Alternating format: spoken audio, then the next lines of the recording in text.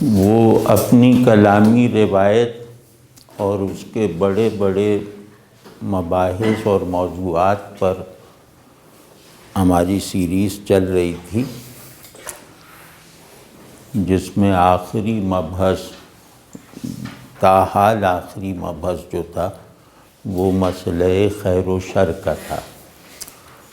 تو اب مجھے اچھی طرح یاد نہیں، لیکن غالباً اس پہ کچھ نشستیں خیر و شر پہ ہو چکی ہیں، اور آج ہم اس مسئلے کے غالباً سب سے زیادہ حساس حصے پر گفتگو کرنے کی کوشش کریں گے، اور چونکہ پچھلی گفتگویں یاد نہیں ہیں تو اگر کسی بات کا اعادہ ہو جائے تو وہ معذرت۔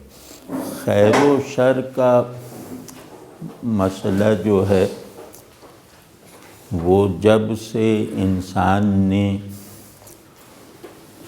اصول پر سوچنا شروع کیا ہے، اصول سے مراد یہ کہ زندگی اور ذہن کو چلانے والا ایک مشترکہ نظام ہے، اس نظام کے کچھ بنیادی احکام اور اصول ہیں جن پر کائنات بھی چل رہی ہے اور جن کی بنیاد پر ذہن یا عقل یا شعور کا نظام بھی جاری ہے۔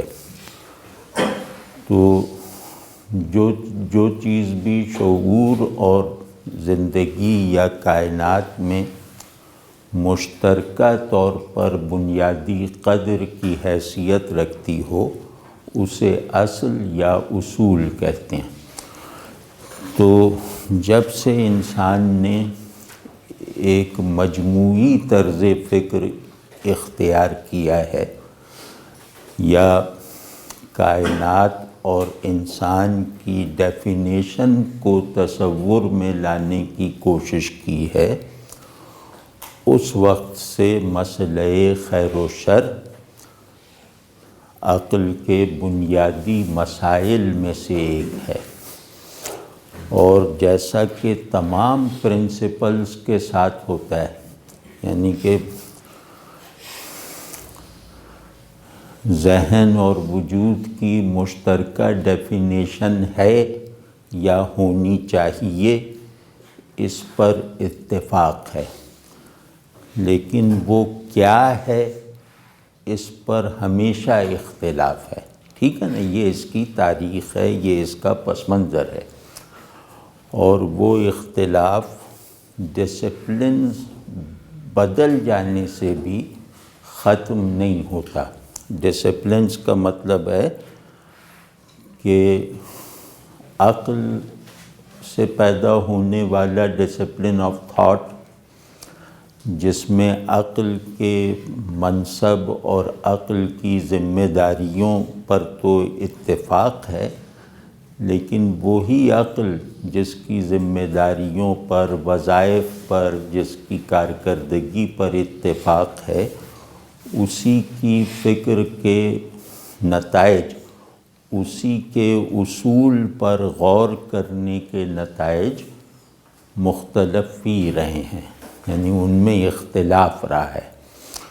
اور اصول میں بعض مرتبہ یہ ہوتا ہے کہ ہم اس طرح کے کسی مستقل کائناتی اصول پر غور کرتے ہوئے ایک دوسرے سے مختلف نظر آنے والے نتائج تک پہنچتے ہیں، لیکن وہ مختلف نظر آنے والے نتائج تنوع پر مبنی ہوتے ہیں، تضاد یا اختلاف پر نہیں۔ تو بعض مرتبہ اس طرح بھی ہوتا ہے اور بعض مرتبہ اس طرح ہوتا ہے کہ یا یہ قبول کرو یا وہ قبول کرو۔ تو اسی طرح ایک ڈسپلن مذہبی ڈسپلن ہے، یعنی اصول وجود کے بارے میں وحی سے رہنمائی حاصل کرنا۔ وہ وحی کا ایک نظام ہے کہ اصول وجود کے دو حصے ہیں، ایک وجود بطور حال اور ایک وجود باعتبار معال، ٹھیک ہے، یعنی باعتبار نتیجہ۔ اس میں وجود باعتبار حال کا نظام فطرت کہلاتا ہے، اور وجود بلحاظ معال کا پورا سسٹم جو ہے وہ ہدایت کہلاتا ہے، ٹھیک ہے نا۔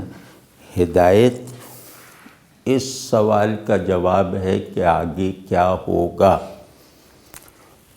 اور فطرت اس سوال کا جواب ہے کہ ہو کیا رہا ہے، ٹھیک ہے نا۔ تو اس کو دوسرے لفظوں میں کہتے ہیں کہ ہدایت جو ہے وہ شعور کو زیادہ مخاطب بناتی ہے، اور نظام فطرت جو ہے وہ تجزیہ وجود پر چل رہا ہے، ٹھیک ہے نا۔ تو خیر اس کو طرح طرح سے اس کے عنوانات، اس کی تعبیرات اختیار کی جا سکتی ہیں۔ تو وہی ممکن نہیں ہے کہ وہ اصول کائنات، مستقل اصول کائنات، مستقل اصول وجود اور اٹل اصول شعور سے خود کو لا تعلق رکھے، یا ہمیں یہ الاؤ کرے کہ ہم اپنے تصور وجود و شعور کو وحی کی رہنمائی سے مستغنی کر رکھیں، ٹھیک ہے نا۔ تو انسان کے پاس سب سے زیادہ مجموعی تناظر جو ہے، ابھی میں عرض کرتا ہوں مجموعی تناظر سے کیا مراد ہے۔ مطلب تناظر اسے کہتے ہیں جو عقل کے لیے بائنڈنگ ہو، پرسپیکٹو وہ ہے جو عقل کے لیے بائنڈنگ ہو، یعنی عقل اپنے چھوٹے بڑے کسی بھی کام یا تصور یا تخیل یا تفکر میں اس کی خلاف ورزی نہ کرے، ٹھیک ہے نا۔ تو تناظر اسے کہتے ہیں۔ تناظر عقل سے لا تعلق نہیں ہو سکتا۔ ہر تناظر چاہے وہ کسی بھی نوعیت اور کسی بھی سورس سے حاصل ہوا ہو، وہ عقل سے متعلق ہوتا ہے، عقل ہی کے لیے بائنڈنگ ہوتا ہے، اور عقل کے تھرو دوسری فیکلٹیز کے لیے بائنڈنگ ہوتا ہے، ٹھیک ہے نا۔ اس میں میڈیم، واحد میڈیم عقل ہے۔ یہ ذہن میں رہے کہ پرسپیکٹو عقل کے بغیر بے معنی چیز ہے۔ انسان کے پاس ان معنوں میں کوئی ہولسٹک اور پرماننٹ پرسپیکٹو جو ہے وہ وحی کا دیا ہوا ہے، اور وحی کے سورس سے الگ رہ کر کسی بھی ماخذ سے بننے والا کوئی بھی تناظر مستقل اور یونیورسل نہیں ہو سکا، ٹھیک ہے نا۔ تناظر کسے کہتے ہیں؟ وہ کھڑکی جو حاضر کی طرف کھلے اور غائب کو دکھائے، یہ تناظر ہے، یعنی کہ جو فارم سے اس کی ریئلٹی تک پہنچے، اس کا عقلی ورژن پرسپیکٹو کہلاتا ہے، ٹھیک ہے نا۔ یعنی پرسپیکٹو عقل پر نافذ، عقل کی مرضی سے عقل پر نافذ وہ قاعدہ دید ہے جس کے عمل کے پہلے مرحلے پر حاضر نظر آتا ہے، مقصود ہے غائب کو دیکھنا یا غائب کا تصور باندھ لینے کی قابلیت پیدا کرنا، واضح ہے نا۔ تو وحی کے علاوہ انسانی عقل میں قائم ہونے والا کوئی پرسپیکٹو ایسا نہیں ہے جو اتنا طویل العمر ہو، اتنا مجموعی ہو کہ ہر اصول کا احاطہ کر لے، اور اتنا بائنڈنگ ہو کہ کہ اس کی خلاف ورزی کی ارج بھی مصنوعی طریقے سے پیدا ہو تو ہو، نیچرل وے میں پیدا نہیں ہو سکتی، ٹھیک ہے نا؟ تو چلو اس دعوے کو ہم ابھی ایک طرف رکھتے ہیں کہ اس کی خلاف ورزی کا کیا ہے، لیکن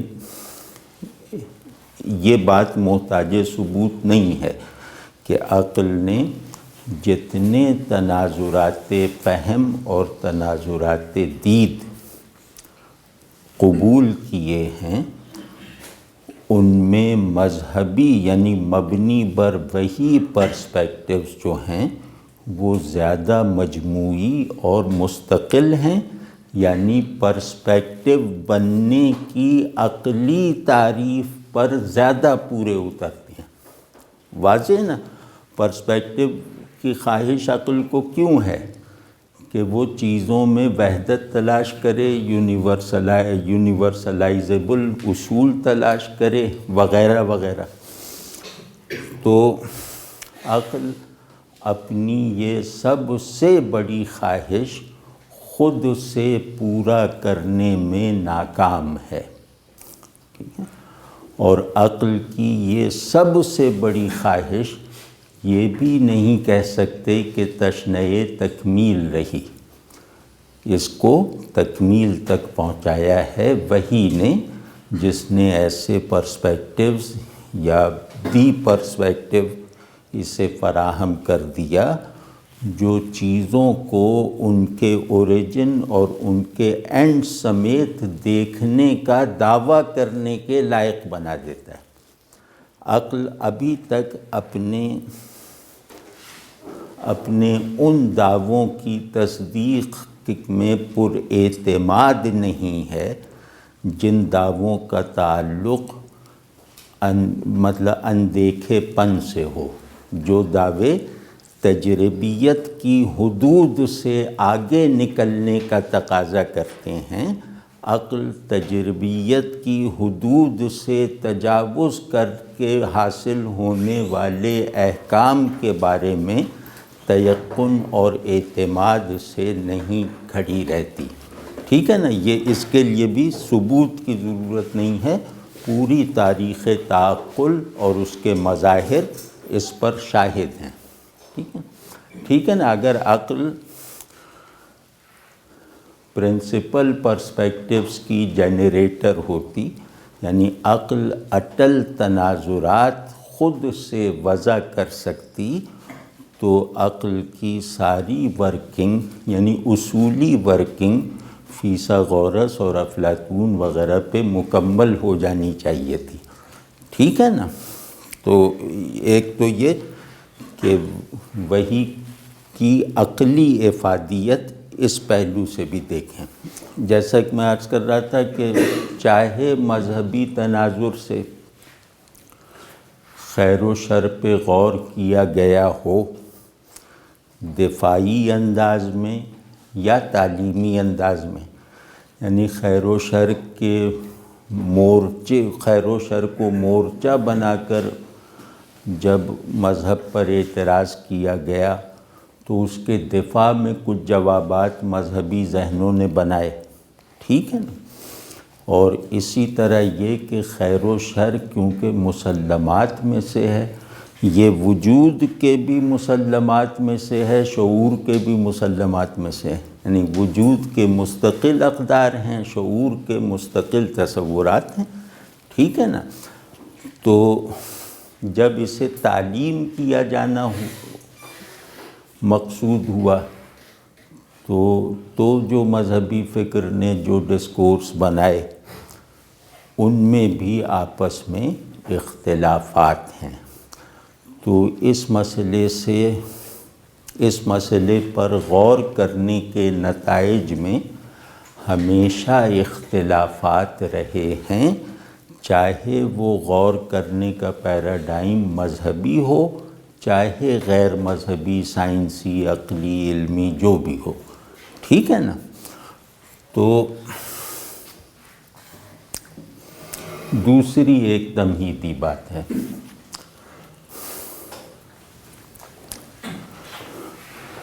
کہ آدمی لا ینحل پن کی فضا میں نہیں رہ سکتا،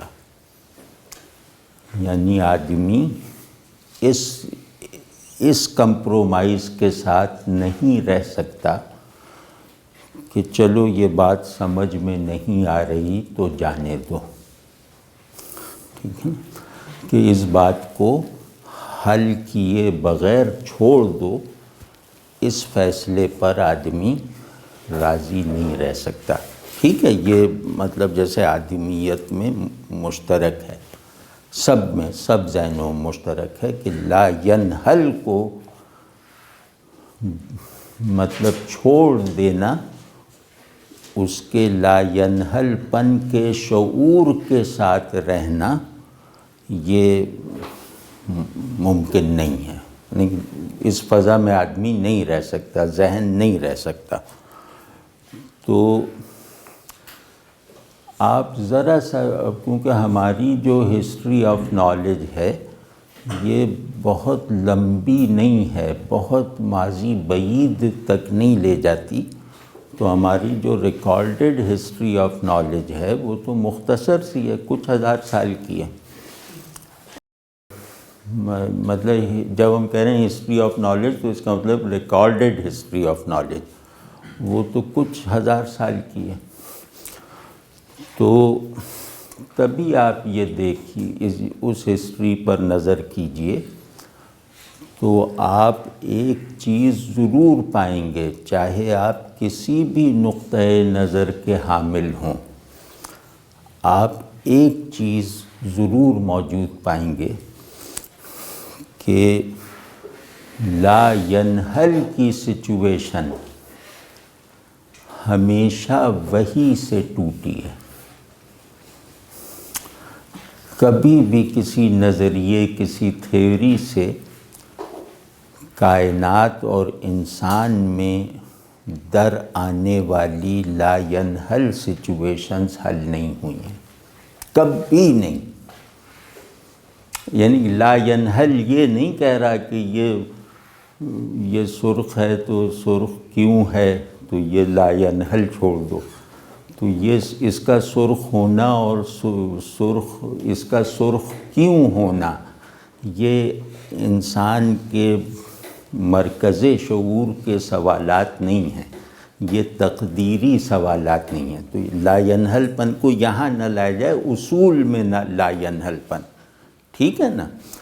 تو یہ جب بھی دور ہوا ہے یا انسان کو جس ذریعے سے لا ینحل پن سے ریسکیو کیا گیا ہے، وہ ذریعہ ہمیشہ ہماری ریکارڈڈ ہسٹری آف نالج میں وہی بنا ہے، ٹھیک ہے؟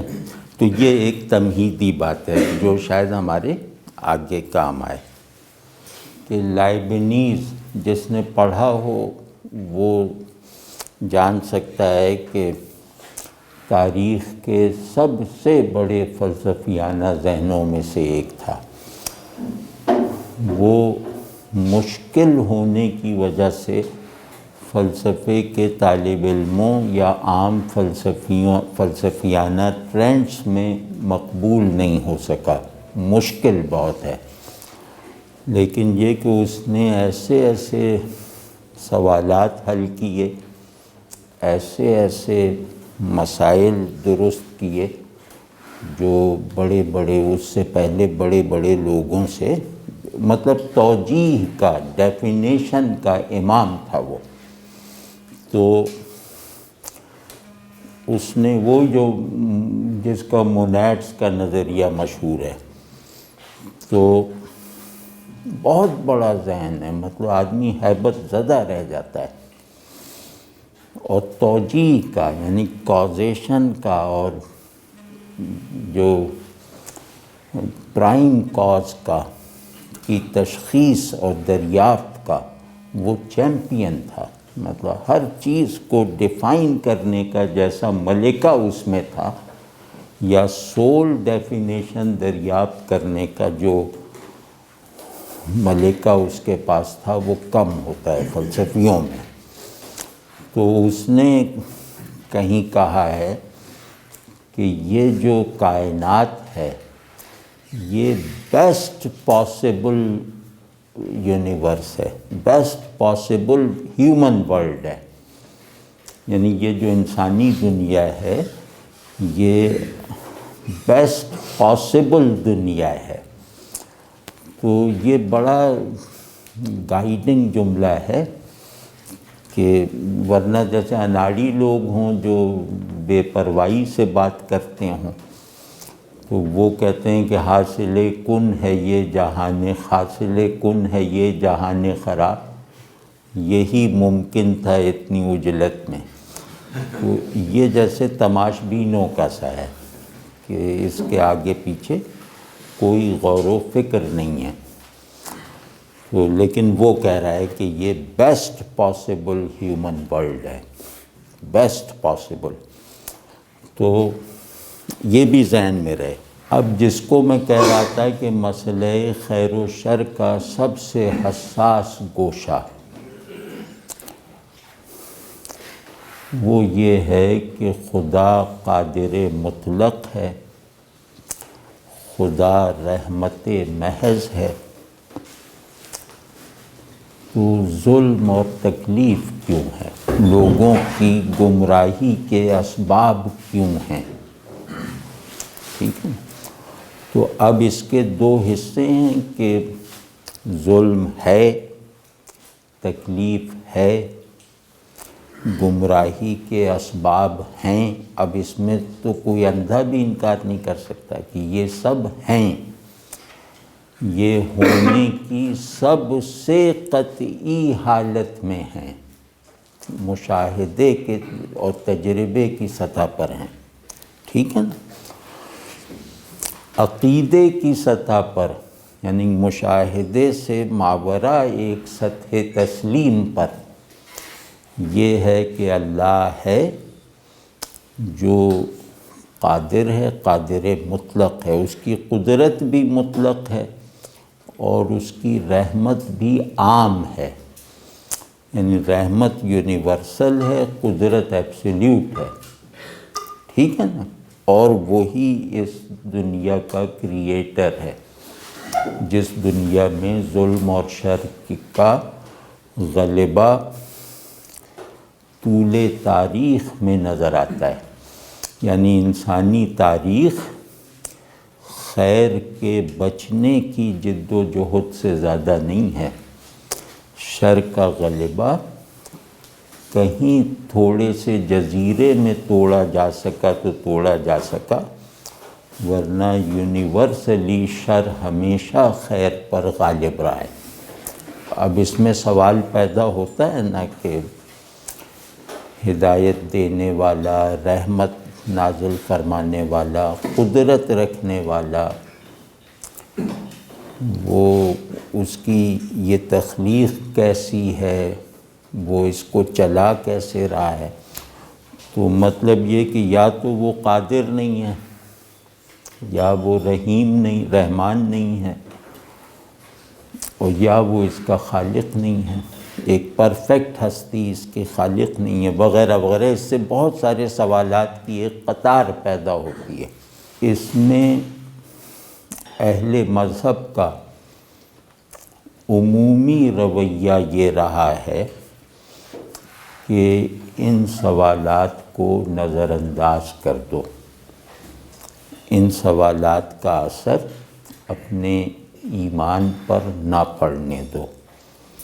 عمومی رویہ یہ رہا ہے، محدود پیمانے پر اس کا علمی رد عمل، علمی جواب آتا رہا ہے، لیکن وہ اب پرانا ہو گیا ہے کیونکہ وہ ہر زمانے میں اعتراض کا جو سیاق و سباق ہوتا ہے وہی اعتراض کے جواب کا ہوتا ہے۔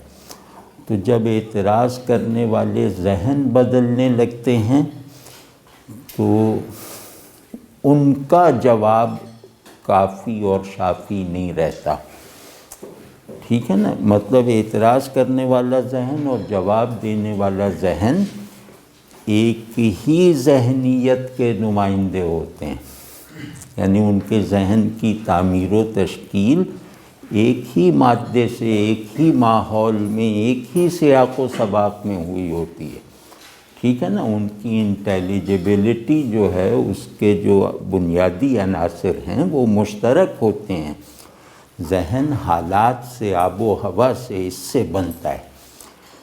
تو ذہن کسی علم سے نہیں بنتا، ذہن تو ایک رو ہے بس، ذہن بننے کی اس میں ہر ذہن اسی سے پرورش پاتا ہے۔ پھر مختلف علوم میں وہی ذہن جو ہے وہ آگے پیچھے رہتا ہے، صحیح اور غلط ہوتا ہے، ٹھیک ہے نا۔ اس کو ہم کہہ رہے ہیں مادہ ذہنیت عام ہوتا ہے کافر و مومن میں۔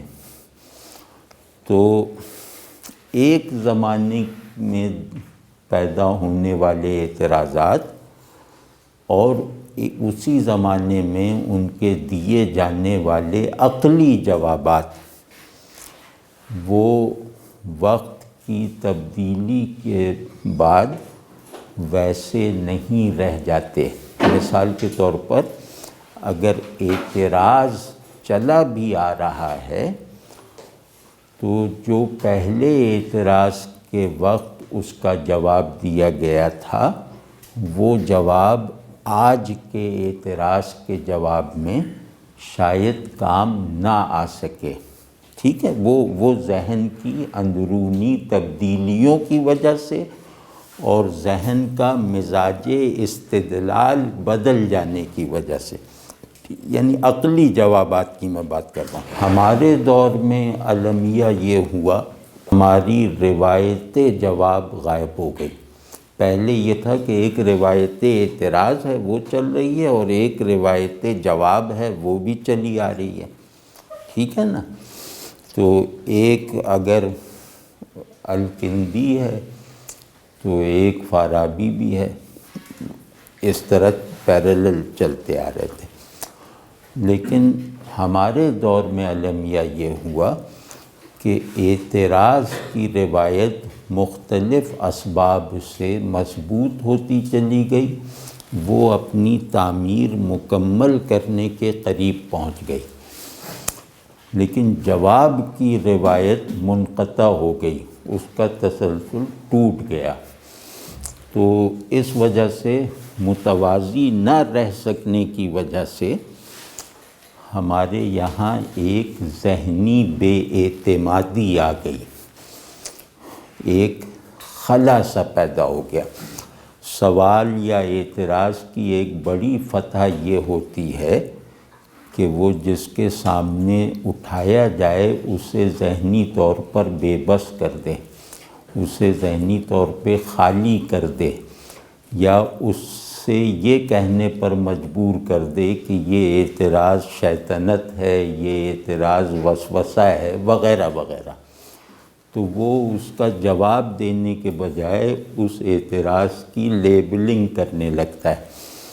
تو یہ ایک جیسے ڈیفیٹزم ہے، یہ گویا آپ نے مان لیا کہ آپ اس کا جواب دے نہیں سکتے، تو آپ اس کا جواب جذبات سے دے رہے ہیں، آپ اس کے جواب سے بھاگنے کے لیے اسے وہ عنوانات پہنا رہے ہیں جو آپ کے خیال میں اسے رد نہیں کرتے، اس کے اثر کو ختم کر سکتے ہیں، یعنی اس اعتراض کے سننے سے جو اثر ہو سکتا ہے اس کو آپ ختم کر رہے ہیں۔ تو دور جدید کا مذہبی ڈسکورس، یعنی ہمارے زمانے کا مذہبی ڈسکورس، مذہب کے بیسک تھیمز پر اٹھنے والے سوالات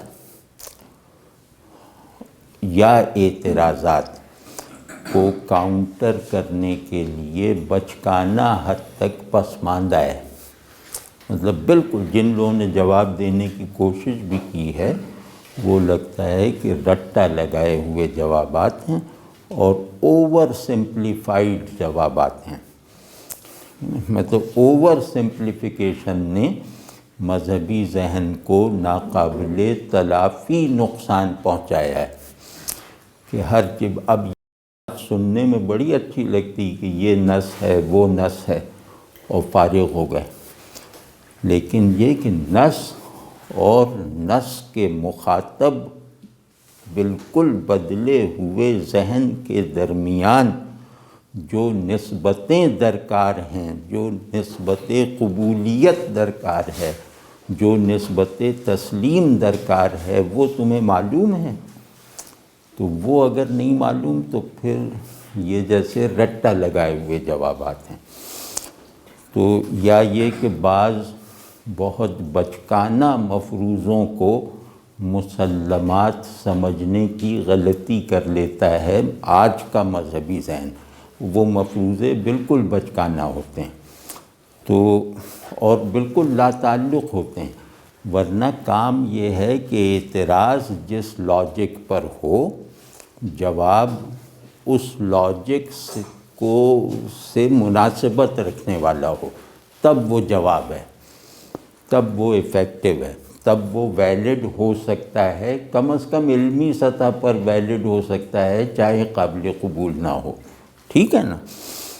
تو اب اس میں اس مسئلے کو، جس کو میں کہہ رہا ہوں یہ حساس ترین مسئلہ ہے، اس کی حساسیت کے دو پہلو ہیں، تو ان میں سے ہم ایک پہلو پہلے لیتے ہیں، دوسرا جز بعد میں چھیڑیں گے۔ وہ پہلو یہ ہے کہ اس طرح کے سوالات، اب اعتراضات نہیں، سوال جو ہے وہ ماننے والے میں بھی پیدا ہوتا ہے، ٹھیک ہے نا؟ یعنی بعض جوابات اتنے آرٹیفیشل بنا دیے جاتے ہیں کہ ان آرٹیفیشل جوابات کو ذہن بعض اپنے مفادات سے مان تو لیتا ہے، لیکن یہ کہ اس کے تجربات جو ہیں وہ بار بار ان مصنوعی جوابات کو پہ ڈنٹ ڈالتے رہتے ہیں۔ تو اس میں یہ کہ پھر آدمی کہتا ہے یہ وسوسہ ہے، یہ شیطانی خطرہ ہے، یہ ہے وہ ہے، مطلب مختلف دفاعی تدبیریں کر کے وہ آدمی ان جوابات کی حفاظت کر لیتا ہے غائب دماغی کے ساتھ۔ تو ہم نے غائب دماغی کے ساتھ اعتراضات سے محفوظ رہنے کا راستہ نکال لیا ہے، یا چند بچکانہ مفروضات کی آڑ لے کر اس کے پیچھے چھپ کر نعرہ فتح لگانے کی عادت ڈال لی ہے، ٹھیک ہے نا؟ تو اس سب سے بچنا ہے، دیانتداری سے، اور اس اصول پر رہتے ہوئے کہ جس عقل سے یہ سوال پیدا ہوتا ہے اسی عقل سے یہ جواب حاصل ہوتا ہے۔ جب تک ہم اس چیز کو پیش نظر نہیں رکھیں گے، ہمارے جوابات محض ہماری ضد ہیں، ٹھیک ہے نا؟ تو سوال یقیناً غلط ہوگا، لیکن اس کی غلطی کو اس کے لیے لائق تسلیم بنانا چاہیے نا۔ تو وہ خیر، تو ہم جو کہہ رہے تھے کہ اس کی حساسیت کا پہلا جو حصہ ہے وہ ہے بین المسلمین، کہ اللہ کو قادر اور رحمان اور خالق ماننے والا، اخلاص کے ساتھ ماننے والا، استقامت کے ساتھ ماننے والا، جب اپنے عمومی تجربات کو ریلیٹ نہیں کر پاتا اس ایمان سے، تو وہ جس سوالیہ فضا میں پہنچ جاتا ہے، چاہے سوال پورا اس کے ذہن میں فارم نہ ہو، چاہے اس کی زبان سے نہ نکلے، لیکن وہ ایک سوالیہ فضا میں ضرور پہنچ جاتا ہے کہ یہ سب ہو کیا رہا ہے، ٹھیک ہے نا؟ تو پھر وہ ایک ذہنی بے بسی کے ساتھ اپنے ایمان کی حفاظت کرنے کی تگ و دو میں لگ جاتا ہے، ذہنی بے بسی کے ساتھ۔ اور آج کل ایمان کی زیادہ تر پریزنس، زیادہ تر صورتحال ذہنی بے بسی ہی کے ساتھ ہے، معاف کیجیے گا، چاہے وہ علماء میں ہی کیوں نہ ہو، ٹھیک ہے نا؟ تو ہم کوشش کریں گے کہ یہ ذہنی بے بسی نہ رہے، بلکہ ایمان میری سب سے بڑی فیکلٹی یعنی میری عقل کے لیے بھی فلفلنگ ہو، اور جو چیز عقل کے لیے فلفلنگ ہو پھر وہ عقل کو اس قابل بنا دیتی ہے کہ وہ اپنے یقینی تجربات اور مشاہدات کی بھی بہت مضبوط توجیہ کر لے، یعنی ان واقعات اور تجربات کا انکار کیے بغیر ان کی ایک مضبوط توجیہ کر لے۔ اور یہ عقل کا فعل ہے کہ ایک ہی واقعہ کم عقل آدمی کے ذہن میں کسی اور طرح آتا ہے، اور زیادہ ذہین اور دراک آدمی کے دماغ میں کسی اور شکل میں آتا ہے۔ واقعہ اور تجربہ مشترک ہے، ٹھیک ہے نا؟ تو یہ ذرا ہے۔ تو اب ہم اس پہلو سے آغاز کریں گے کہ میں مسلمان ہوں، مسلمان جینا اور مرنا چاہتا ہوں، لیکن میں دیکھ رہا ہوں کہ یہاں بچے مارے جا رہے ہیں، وہاں یہ ظلم ہو رہا ہے، گمراہی کے اسباب بڑھتے چلے جا رہے ہیں، اور ایمان گویا حدیث شریف کے مطابق انگارہ بنتا چلا جا رہا ہے۔ تو میں کیا کروں کہ ایک دو لخت زندگی نہ گزارنی پڑے، یعنی کہ ان تجربات سے بھی میں گزرتا رہوں، ان کی بھی کوئی تعویل نہ کر سکوں، اور اپنے ایمان کے ساتھ وفاداری کے چیلنج کو بھی فیس کرنے کی کوشش کرتا رہوں۔ تو ایسا میں کیا کروں کہ ایمان جو میرے ذہن کا مرکز ہے وہ اب بہترین ذہنی قوت کے ساتھ ان واقعات کے بیچوں بیچ اللہ کی رحمت و قدرت وغیرہ پر میرے ایمان کو ایک عقلی تیقن اور اعتماد کے ساتھ برقرار رکھے۔ یہ یاد رکھنے والی بات ہے کہ جن چیزوں کو قبول کرنے میں عقل کو نظر انداز کیا جاتا ہے ان کی قبولیت کی عمر زیادہ نہیں ہوتی، مطلب یہ یاد رکھنے والی بات ہے۔ تو اب ہم وہ دیکھتے ہیں۔ اب وہ مسئلہ تو سب کے ذہن میں واضح ہے نا کہ ان سب کی موجودگی میں یار اللہ اتنا رحمان ہے، اتنے بچے بمباری سے مر گئے، اتنی عورتیں یہ ہو گئیں، اتنی آبادی معذور پیدا ہو رہی وغیرہ وغیرہ، جو بھی یہ سب ہمارے مشاہدات ہیں، یہ سب ہمیں کسی نے سکھائے پڑھائے نہیں ہیں، یہ سب ہمارے مشاہدات ہیں۔ اور شر بطور مجموعی غالب ہے، نفس میں بھی، تہذیب میں بھی، نظام میں بھی۔ یہ تین ہی میری لیولز آف بینگ ہے نا، کہ میں اپنے اندر، میں اپنی معاشرت میں، میں اپنے ریاست میں، نظام میں۔ تو شر ہر طرف سے بہت ہی ڈیسائسو غلبہ رکھتا ہے۔ مطلب مسلم معاشرے میں اس بات کے لیے جگہ بنانا، اس آدرش کو عمل میں لانا مسلم معاشرے میں ناممکن ہوتا جا رہا ہے کہ مثال طور پہ اس کا نظام قرآن و سنت کے مطابق ہونا چاہیے، اس کی معاشرت جو ہے وہ مسنون ہونی چاہیے، اور میرے نفس میں خیر کا غلبہ ہونا چاہیے۔ یہ بہت دشوار ہوتا جا رہا ہے مسلم معاشرت میں، جہاں کوئی بیرونی مزاحمت نہیں ہے، ٹھیک ہے نا؟ تو وہ اسی غلط عادت کے پڑ جانے سے ہوا نا کہ ہر چیز کو ایمان گویا غائب دماغی کی دعوت دیتا ہے۔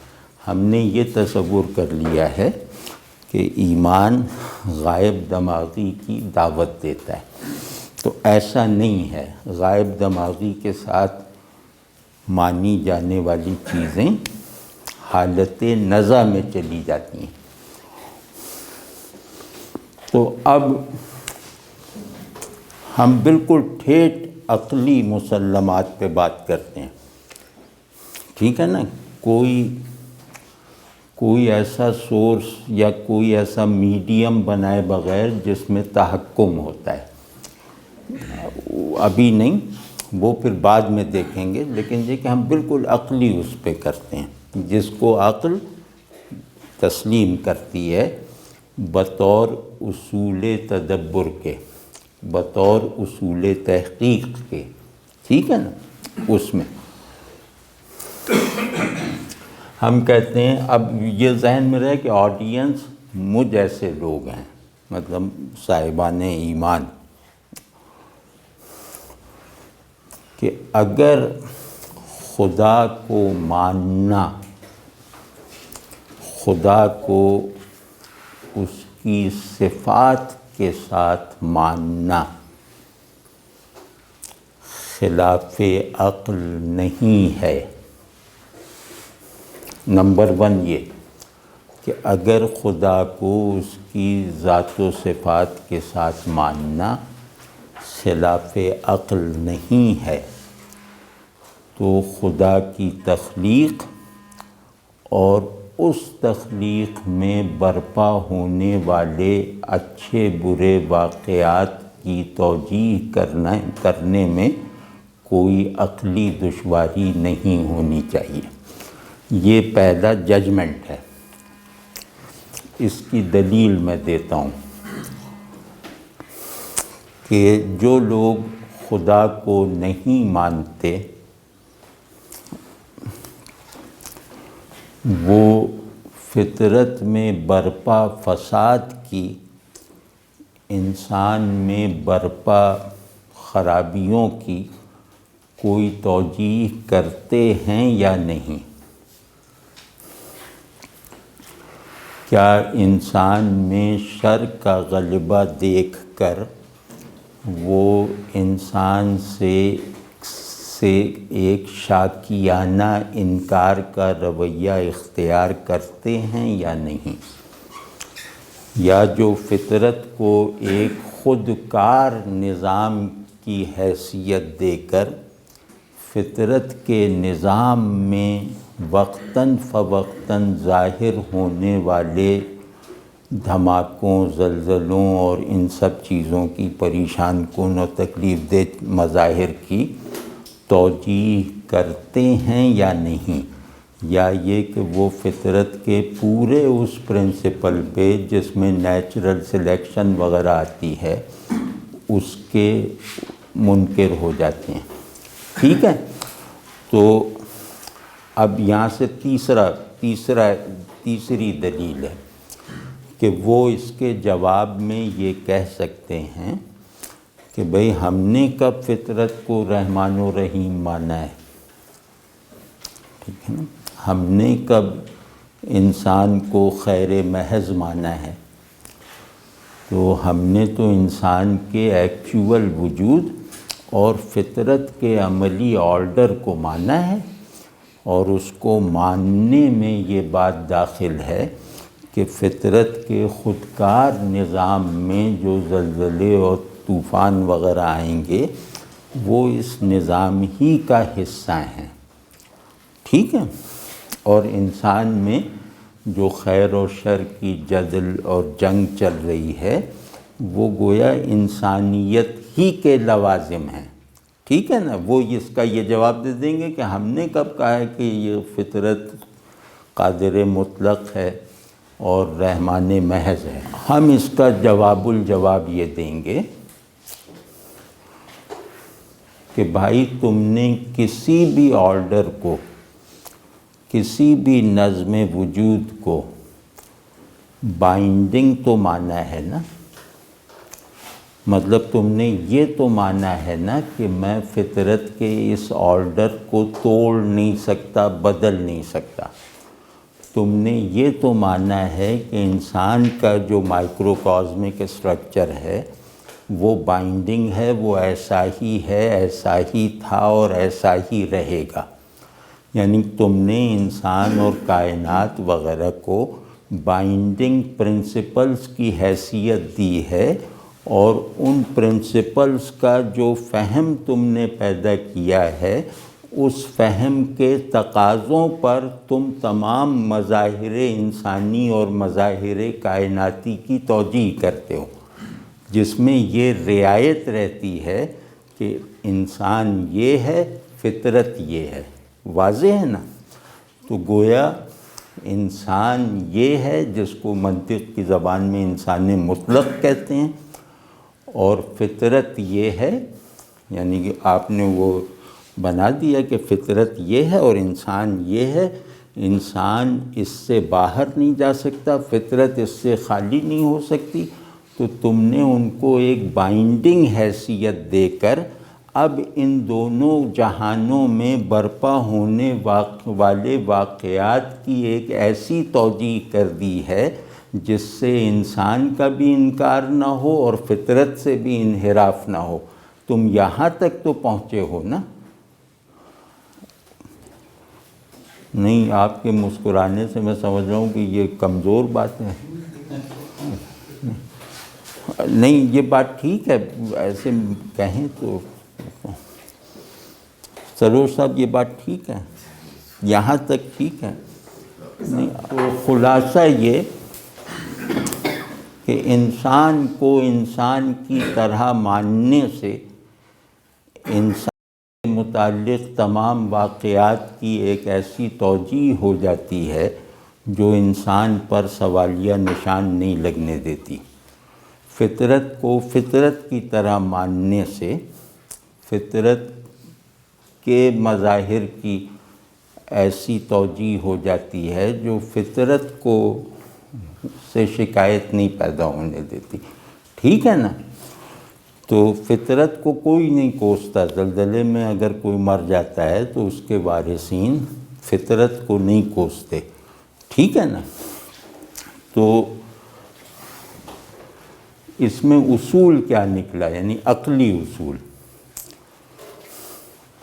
کہ عقل اپنے مین پرسپیکٹو سے چیزوں اور واقعات کی توجیہ کرتی ہے، اس مین پرسپیکٹو کے مرتبے کا لحاظ کر کے.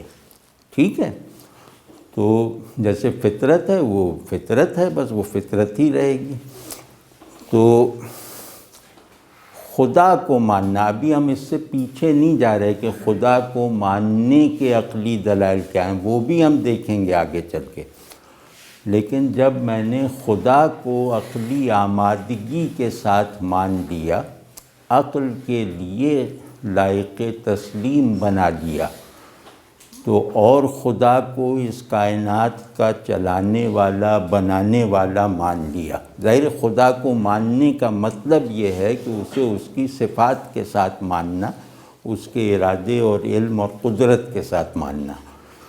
تو میں نے جب خدا کو مان لیا تو اب خدا کی تخلیق میں جتنے بھی واقعات ہوں گے ان کی توجیہ خدا پر سوال اٹھانے والی نہیں ہوگی، بلکہ خدا کو ماننے کے نتیجے میں ہوگی، خدا کو ماننے سے مناسبت رکھنے والی ہوگی.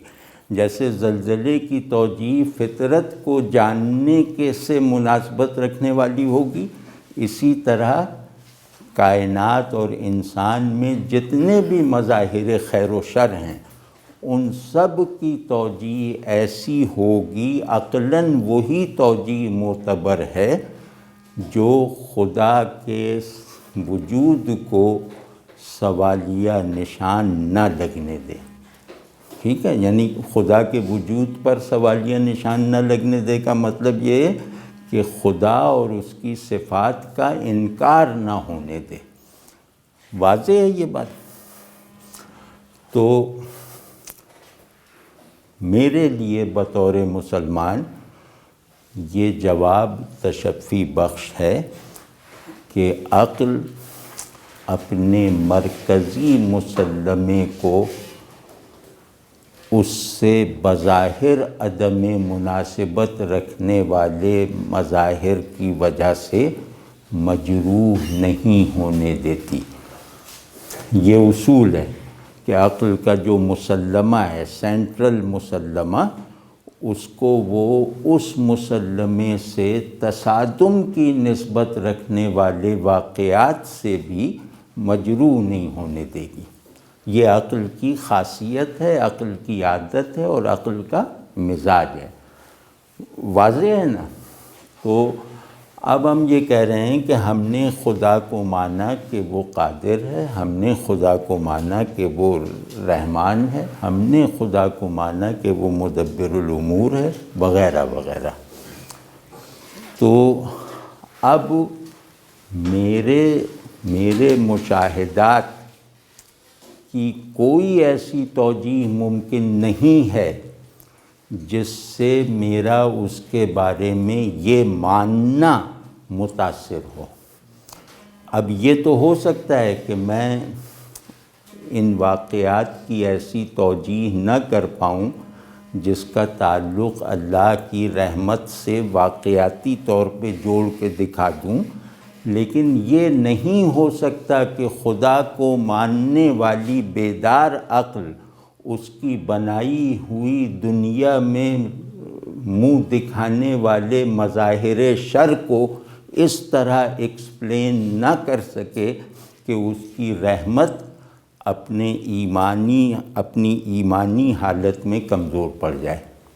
مطلب یہ رویہ، میرے کہنے کا مطلب یہ ہے کہ یہ رویہ عین عقلی رویہ ہے۔ واضح ہے نا؟ اور کسی بھی عقل کی روح سے یہ رویہ عقلی رویہ ہے۔ وہ عقل بھی جو اللہ کا انکار کرتی ہے، اس کی روح سے بھی یہ منطقی اور عقلی رویہ ہے۔ واضح ہے یہ بات؟ اب ہم بتاتے ہیں کہ مدار توجیہ کیا ہے۔ ٹھیک ہے نا؟ جیسے اللہ رحمان ہے، ظلم کے مظاہر کے بیچ میں رہ کر میں کہہ رہا ہوں کہ اللہ رحمان ہے، مجھے کوئی شبہ نہیں۔ ٹھیک ہے، یہ سچویشن ہے۔ تو اب وہ کیا اعتماد ہے یا میرے پاس وہ کیا توجیہ ہے کہ میں ظلم کے گرداب میں خود ہاتھ پاؤں مار رہا ہوں اور یہ کہہ رہا ہوں کہ اللہ انصاف والا ہے؟ وہ کیا ہے؟ وہ اس توجیہ کا سبسٹنس کیا ہے؟ اس توجیہ کا مدار کیا ہے جس پہ وہ توجیہ بنتی ہے؟ توجیہ آپ سمجھتے ہیں؟ توجیہ کی کوئی تعریف کرے۔ توجیہ عقل کے 6 فنکشنز میں سے ایک فنکشن ہے، جیسے پہلے کسی وقت آیا ہوگا۔ توجیہ کسے کہتے ہیں؟ عقل کے 6 فنکشنز کانٹ نے گنوائے ہیں نا، اور جو مانے جاتے ہیں عموماً، ان میں ایک توجیہ بھی ہے۔ یہ کیا ہے؟ یہ نہ ہو کہ ہم توجیہ کرتے رہ جائیں، بعد میں پتہ چلے پتہ نہیں توجیہ کیا ہے، تو سارا یہ پورا کھیل ہی غارت ہو جائے گا۔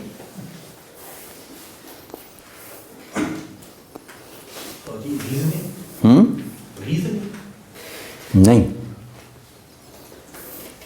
اس واقعے میں کسی اصول کو دکھانا۔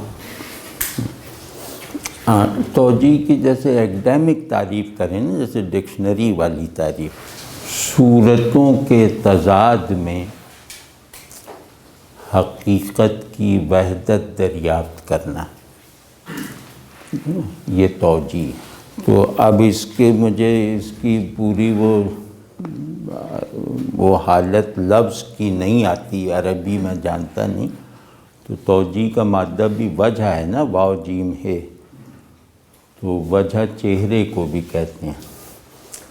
تو توجیہ کا مطلب ہے چہرے کے پیچھے، چہروں کی کثرت کے پیچھے حقیقت کی وحدت یا حقیقت، صورت اور حقیقت کی نسبت کو دریافت کر لینا، یہ توجیہ ہے۔ ٹھیک ہے، جو مدار توجیہ ہے، جو اساس توجیہ ہے، وہ ایک ہے، اور وہ ہے عقیدہ آخرت۔ اب دو چیزیں ہو گئی نا، کہ ہم نے خدا کو مانا عقل کی مطلب فلفلڈ اسٹیٹ میں، ٹھیک ہے، ابھی اس پہ سوال نہیں اٹھاتے۔ تو ہم نے خدا کو ہمارے خدا کو ماننے میں کے پیکج میں آخرت کو ماننا لازم ہے، ٹھیک ہے نا، یعنی خدا کو ماننے کے نتیجے میں ہم نے آخرت کو مانا۔ اس پہ بھی کانٹ نے بڑا اچھا کلام کیا ہے آخرت والے تصور پہ۔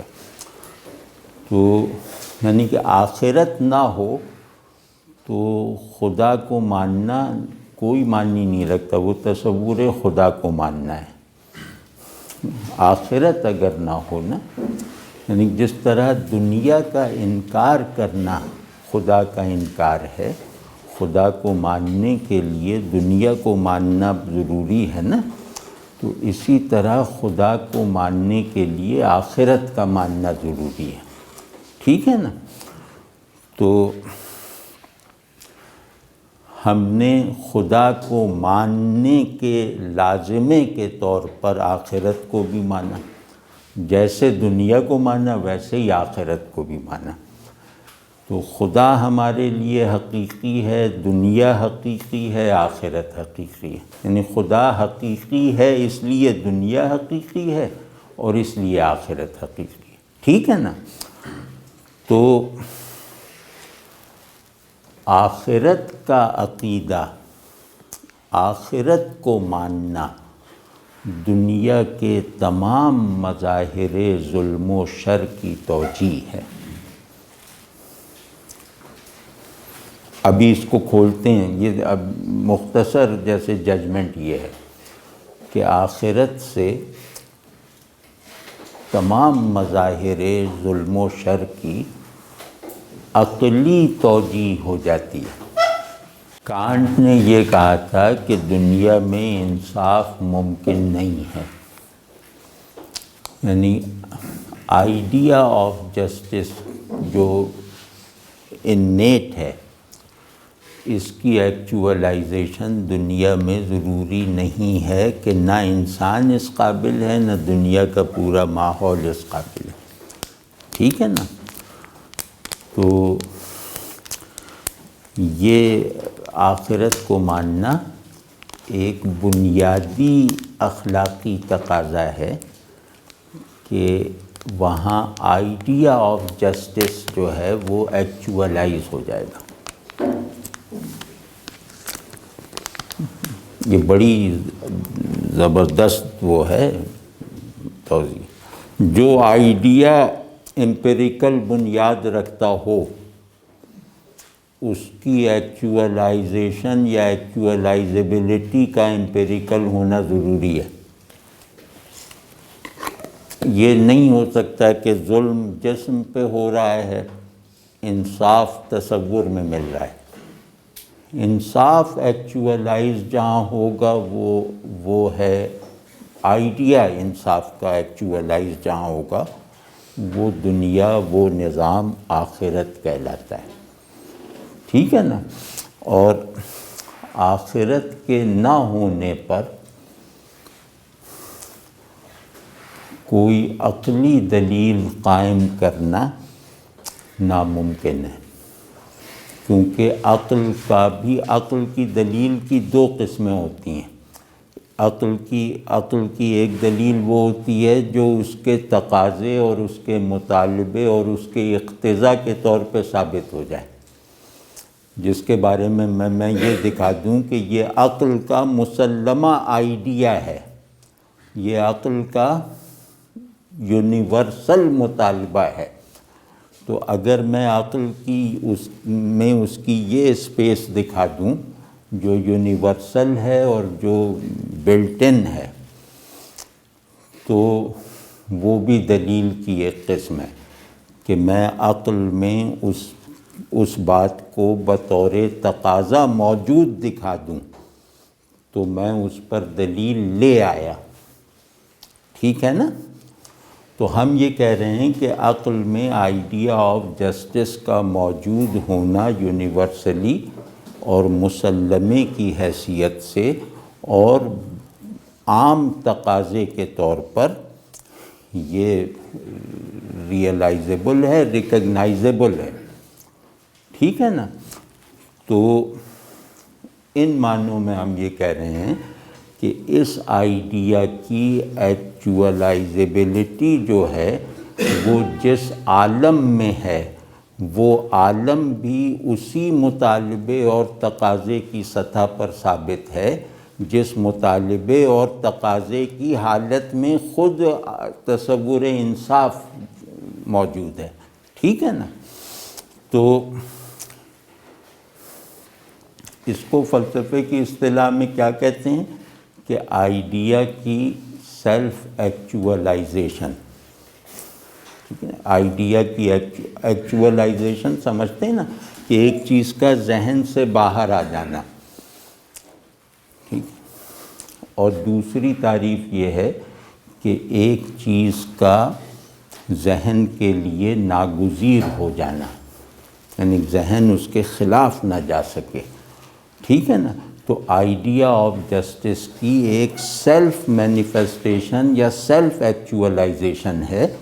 وہ سیلف ایکچولائزیشن تصور آخرت کے بغیر وجود میں نہیں آ سکتی، یا اس آئیڈیا کی سیلف ایکچولائزیشن کا مطالبہ تسکین کا کوئی راستہ نہیں پا سکتا آخرت کو مانے بغیر یا آخرت کو تصور میں لائے بغیر، ٹھیک ہے؟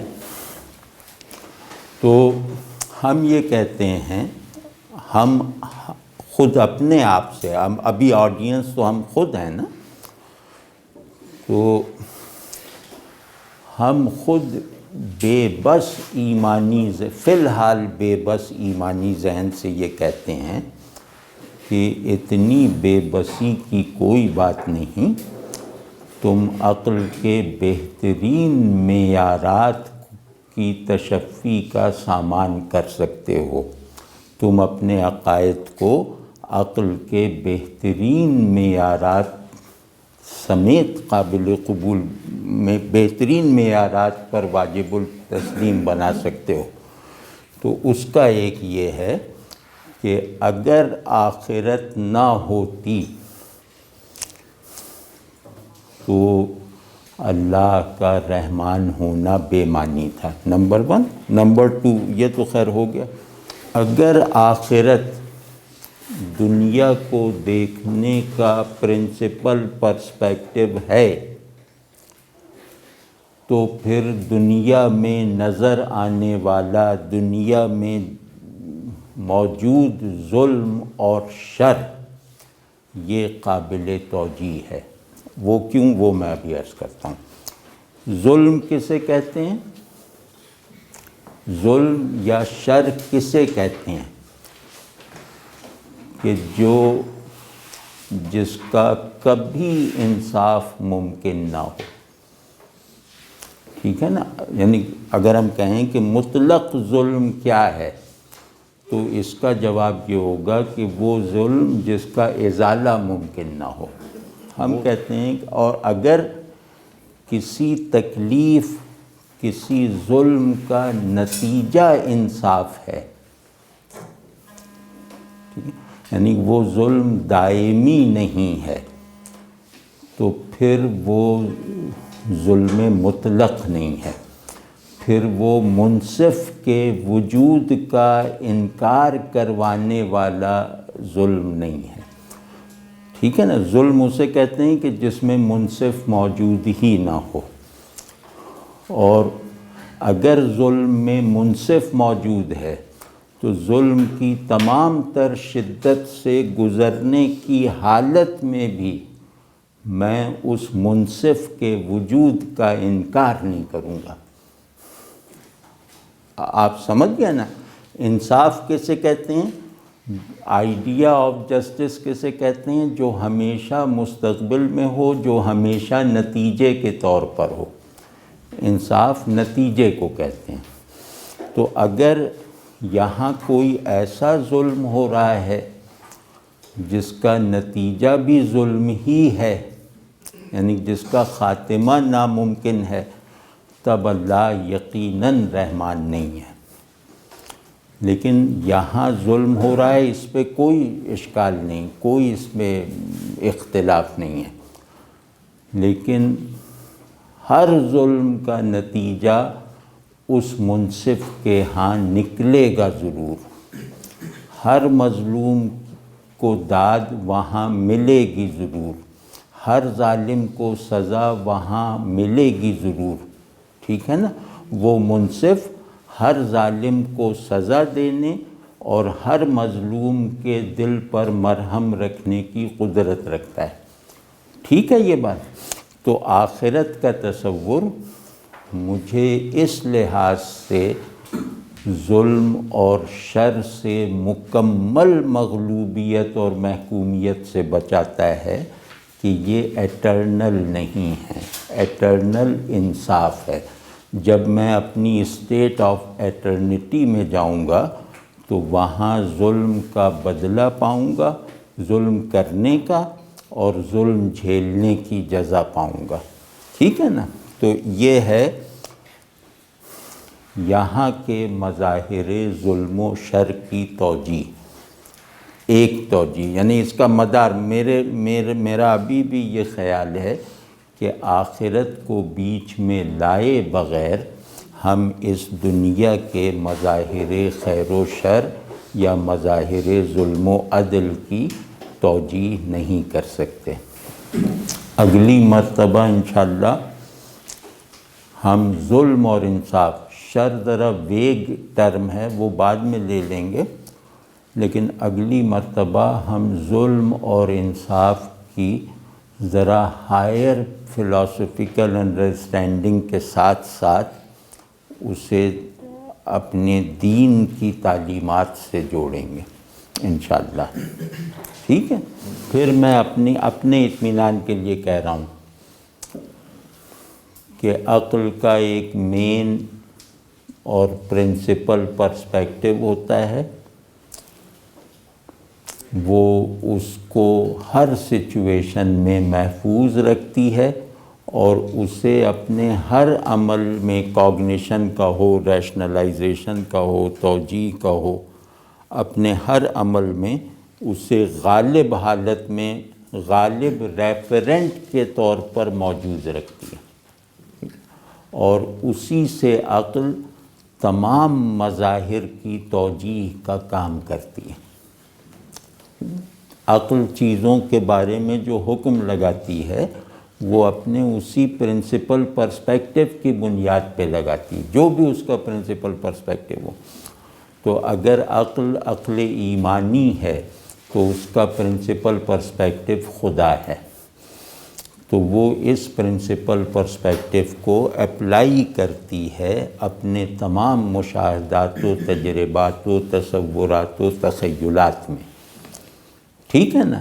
اور یہ بالکل غیر عقلی بات نہیں ہے، مطلب کسی دہریے کی یہ بات معقول ہے کہ میں ٹائم اور اسپیس کی لیمٹس کو، ٹائم اور اسپیس کو اپنا بیسک پرسپیکٹو بنا کر وجود اور شعور کی تمام ورکنگ کو ڈیفائن کرتا ہوں، تو وہ ایک معقول بات کہہ رہا ہے۔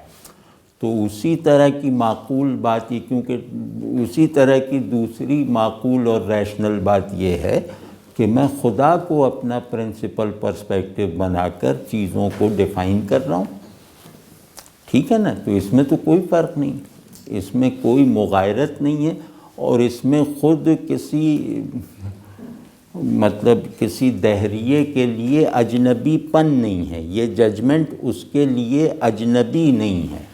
لیکن پیراڈائمز کے بیچ میں جو تفاوت ہے یا ان کے بیچ میں جو ایک جنگ ہے، اس کا مسئلہ ضرور درپیش ہے کہ اگر آپ کی دی گئی توجیہ اس پیراڈائم میں کی گئی اور اس سے کی گئی توجیہ دوسری انٹولوجیکل پوزیشن سے کی گئی توجہ سے کمزور ہے تو پھر اس میں بہرحال ایک مائگریشن کا سلسلہ جاری رہتا ہے، لوگ ایک پوزیشن سے یہ سرور صاحب نے بہت اچھی بات کی ہے کہ یہ اس بات میں جھگڑا نہیں ہے کہ آپ چیزوں کی توجہ اپنے پرسپیکٹو سے کر رہے ہیں، اپنے آنٹولوجیکل پرسپیکٹو سے کر رہے ہیں، اور دوسرا آنٹولوجیکل پرسپیکٹو بھی وجود رکھتا ہے، دوسرا آدمی اس سے انہی چیزوں کی توجہ کر رہا ہے جو آپ سے مختلف ہے، تو دونوں اس بات پہ ایک دوسرے سے اختلاف نہیں کر رہے کہ تم بیسک پرسپیکٹو کو کیوں اپلائی کر رہے ہو۔ بیسک پرسپیکٹو کی لازمی اپلیکیشن پہ دونوں متفق ہیں، لیکن یہ کہ جب ان دونوں پرسپیکٹوز میں موازنہ ہوتا ہے دلائل کی بنیاد پہ، شواہد کی بنیاد پہ، تو لوگ ایک پرسپیکٹو کو چھوڑ کے دوسرا اختیار کر لیتے ہیں، لیکن عقل کی عادت دونوں جگہ برقرار رہتی ہے، یا یہ کہ اپنے ہی پرسپیکٹو میں رہتے ہوئے اپنی توجیہات کو زیادہ قابل اطمینان بنا لیتے ہیں۔ تو یہ بات ٹھیک ہے، اور یہ ہمارے اس پروجیکٹ کا حصہ بھی ہے کہ جس کو سرور صاحب آنٹولوجیکل پرسپیکٹو کہہ رہے ہیں، ہم اس کے آخر میں جا کر آنٹولوجیکل پرسپیکٹوز کے موازنے پر بھی گفتگو کی اور سمجھنے کی کوشش کریں گے۔ لیکن ابھی تو ہم نے صرف یہ بتا دیا کہ کیا چیزیں ایسی ہیں جو آپس میں اختلاف رکھنے والوں کے لیے بھی قابل قبول ہیں۔ عقل اپنے مرکزی مسلمے کو اس سے تصادم کی نسبت رکھنے والے واقعات سے مجرور نہیں ہوں گے۔ اب دو مرکزی مسلمات ہیں، ایک گروپ کا اور دوسرے گروپ کا، تو جنہوں نے فطرت کو اپنا مرکزی مسلمہ قرار دیا ہے وہ فطرت سے شکایت نہیں پیدا ہونے دیتے، نوعیت ہی ایسی نہیں ہے کہ اس سے شکایت پیدا ہو سکے، کیونکہ وہ صرف آرڈر ہے، ذات نہیں ہے۔ دوسری طرف جو مرکزی مسلمہ ہے وہ ایک محض آرڈر، اندھا بہرا آرڈر نہیں ہے۔ نہیں، میں شاید اس کا جواب میں نے دوران گفتگو میں دیا تھا، مگر ان کی طرف سے جو اٹھایا گیا ایک وہ سوال تھا، اس میں جیسے فطرت سے شکایت کا مطلب یہ ہوتا ہے کہ کاش یہ آرڈر بہتر ہوتا، وہ تو بیچ میں گفتگو آئی تھی نا کہ خدا اور فطرت کی پوری ساخت میں ہی فرق ہے، ان کی تسلیم کی صورتوں میں فرق ہے، تو اس میں یہ کہ اس مسلمے کو شکایت کے بغیر اس سے انحراف نہیں کرتا یا اس سے منقطع نہیں ہوتا یا اس کا انکار نہیں کرتا۔ تو ہم اس بات سے فائدہ اٹھا رہے تھے کہ بنیادی مسلمے کا انکار کسی بھی سچویشن میں نہ کرنا یہ عقل کی خاصیت ہے۔ ہم اس سے بحث نہیں کر رہے تھے کہ فطرت کا مسلمہ اپنی اصل ساخت میں کیا ہے اور خدا کا مسلمہ اپنی اصل صورت میں کیا ہے۔ ظاہر فطرت اور خدا میں بہت فرق ہے، تو وہ چاہیں تو کبھی یہ بحث چھیڑ دیجیے گا۔ ہم تو صرف اتنا بتا رہے تھے کہ مین پرسپیکٹو کو محفوظ رکھنے کی جو عقلی عادت ہے وہ اختلاف تناظر رکھنے والوں کے لیے بھی قابل قبول ہے۔ کہ آخرت جو ہے، آخرت کا تصور وہ توجیہ کرتا ہے ہر قسم کے ظلم۔ اس میں میں پوچھنے کی چاہ رہا تھا کہ پچھلی ہمارے جو میٹنگ تھی اس میں ایک اور طرح کا ظلم جس کو ظلم کہا جا سکتا ہے اس پر بھی بات ہوئی تھی، جس کی مثال بھی دی گئی تھی، کیا اس کی بھی اس پہ کیا بات گفتگو ہوگی؟ نہیں، کہ مثال کے طور پہ جو قرآن میں حضرت خضر علیہ السلام کا واقعہ ہے جنہوں نے بچے کو معصومیت کی حالت میں، وہ قیامت کے دن پہ گناہ اٹھے گا، لیکن اگر وہ بڑا ہونے دیا جاتا وہ جہنم کا، لیکن بہت سے کفار جو ہیں اس علم کے باوجود تو وہ جہنم پر مستحق ہوں گے، ان کو جہنم پر مستحق ہونے کی کیا ہے؟ اس کو کیا بات میں نہیں، اس میں بھی کوئی نہیں. اس میں یہ ہے کہ یہ جیسے نیچرل سلیکشن کا ایک قانون ہے، تو یہ ایک ڈیوائن سلیکشن ہے کہ کسی بچے کو کفر میں جانے سے روکا گیا، تو یہ ایک ڈیوائن فیصلہ ہے نا. تو اس کو سمجھیں کہ نیچرل سلیکشن کا ایک قانون وہاں ڈیوائن سلیکشن کے معنی میں. لیکن یہ جو پورا موضوع ہے یہ اس وقت آئے گا جب ہم اس مسئلے کے دوسرے جز کی طرف جائیں گے، جو انکار خداوندی کے موقف پر رہتے ہوئے یہ سب کہتا ہے. کہ وہ نیچرل سلیکشن کے حق میں جسٹس کا دعویٰ نہیں ہے، نیچرل سلیکشن کے بارے میں جسٹس کا دعویٰ ہاں نہیں کرتا، نہیں خدا کے کرتا بارے میں ہمارا دعویٰ جسٹس کا. جسٹس کا.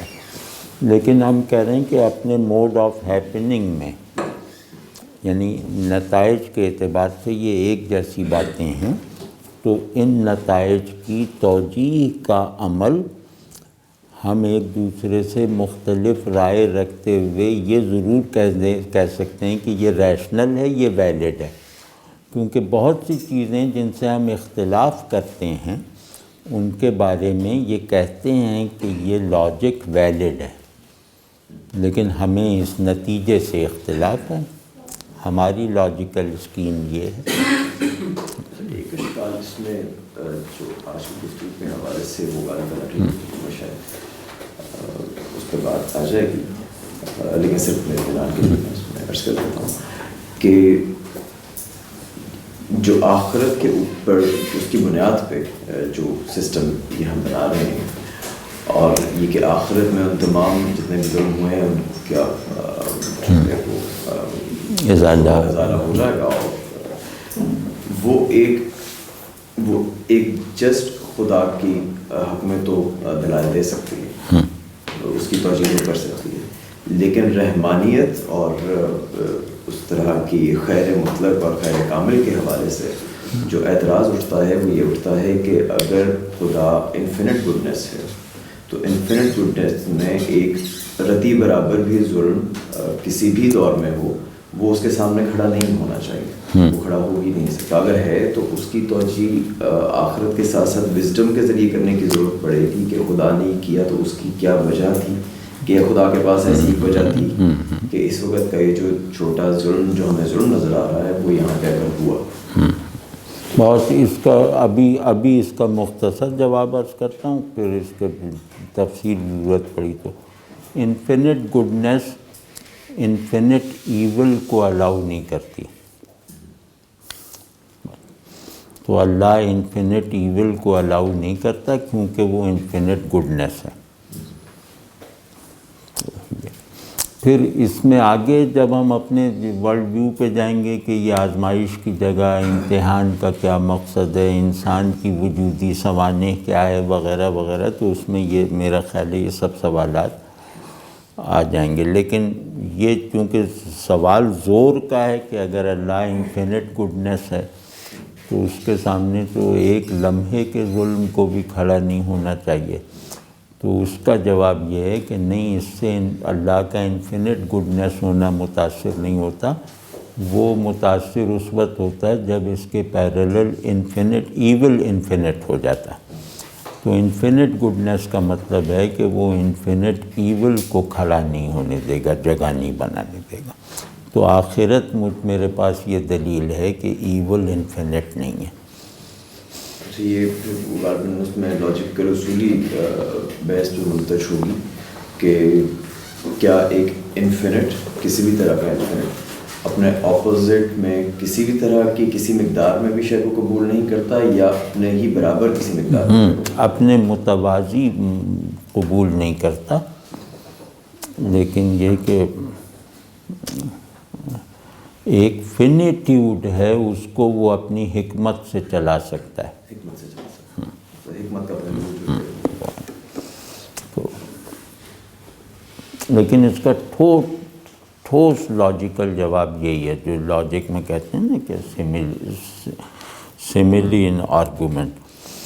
وہ یہی ہے کہ انفینٹ گڈ کا انکار انفینٹ ایول سے ہوتا ہے، اور وہ ہے نہیں۔